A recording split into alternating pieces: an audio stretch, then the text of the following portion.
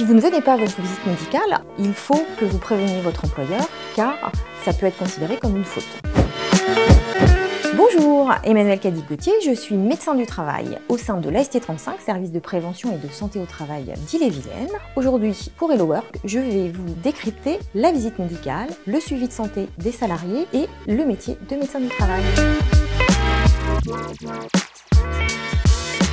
Eh bien c'est faux, le médecin du travail est accessible, que ce soit lors des visites obligatoires, mais aussi lors des visites à la demande de l'employeur ou du salarié. Vous pouvez également prendre rendez-vous avec votre médecin du travail lorsque vous êtes en arrêt, sans que votre employeur soit au courant, ou c'est le médecin conseil qui vous envoie voir le médecin du travail. Mais c'est faux! Je suis docteur en médecine, j'ai passé, comme tout le monde, mes 6 premières années de cursus, puis j'ai fait l'internat de médecine du travail, avec au bout du compte un DES de santé au travail. Je suis docteur en médecine au même titre qu'un chirurgien, qu'un cardiologue ou qu'un autre spécialiste d'organes. Je ne travaille pas tout seul, je travaille en équipe, ce qu'on appelle l'équipe pluridisciplinaire, une assistante médicale qui va accueillir les salariés. Je travaille en collaboration avec un infirmier en santé au travail, avec qui je vais débriefer toutes les semaines sur les dossiers compliqués. Je peux également aussi faire appel à des intervenants en prévention des risques professionnels, ergonomes, toxicologues, ingénieurs santé-sécurité, assistantes sociales, psychologues, et je suis en charge de coordonner, d'animer cette équipe pluridisciplinaire. Eh bien c'est faux, c'est une obligation, c'est un devoir que vous avez vis-à-vis de votre employeur quand il vous demande de venir nous voir. Si vous ne venez pas à votre visite médicale, en dehors d'un imprévu, d'un problème de santé ou autre, il faut que vous préveniez votre employeur car ça peut être considéré comme une faute.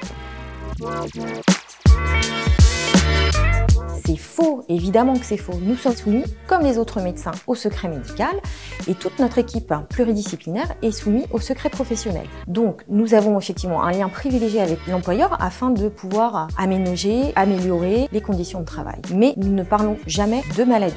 De plus, il faut savoir que le médecin du travail est totalement autonome dans ses décisions. Il n'a pas de lien avec l'employeur, en tout cas de lien hiérarchique.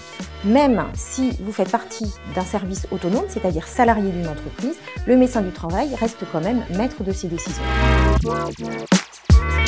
Alors, c'est vrai et c'est faux.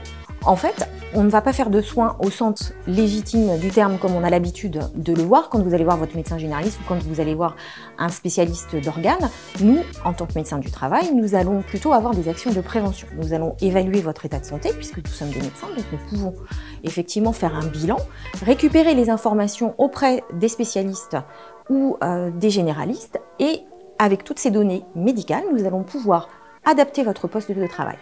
Ce qui est important de savoir, c'est qu'on adapte le travail à l'homme et non pas l'homme au travail. C'est-à-dire que nous allons faire finalement un check-up un petit peu complet en fonction des risques professionnels auxquels vous allez être soumis. C'est-à-dire que si vous êtes soumis, on va faire un audiogramme. Si vous êtes sur du travail sur écran, si vous êtes chauffeur, on va vous faire un examen de la vision.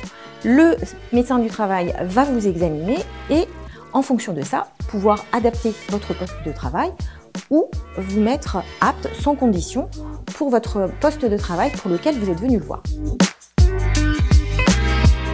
Eh bien non, parce que nous ne sommes pas tous assis derrière un bureau. Tous les salariés ne sont pas assis derrière un bureau.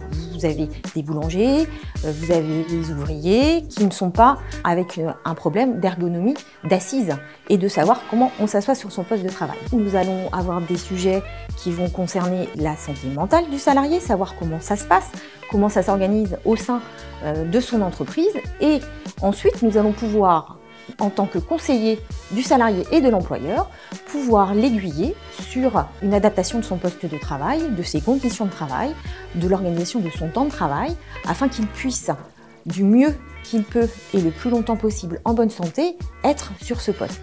Toutefois, si ce n'est pas le cas, nous pouvons également, en tant que service de santé au travail, préconiser des formations, des reconversions, des adaptations qui peuvent être faites au sein de l'entreprise ou en dehors de l'entreprise quand il arrive des accidents de la vie, des arrêts longs, pour que le salarié puisse continuer de travailler en bonne santé.